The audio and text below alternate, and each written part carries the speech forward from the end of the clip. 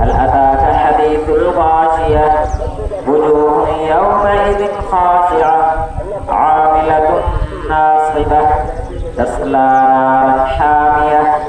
تسقى من عين آنية ليس لهم طعام إلا من ضريع لا يسمن ولا يغني من جوع وجوه يومئذ ناعمة لسعيها راضية في جنة عالية لا تسمع فيها لاغية فيها عين جارية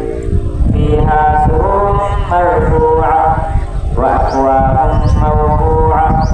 ونمارق مصفوفة وزرابي مبثوثة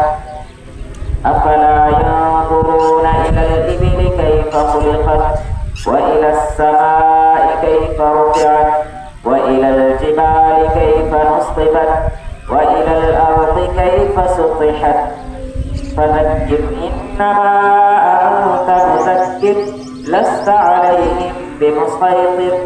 إلا من تولى وكفر فيعذبه الله العذاب الأكبر إن إلينا إيابهم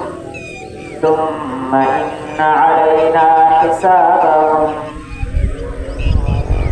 الله أكبر الله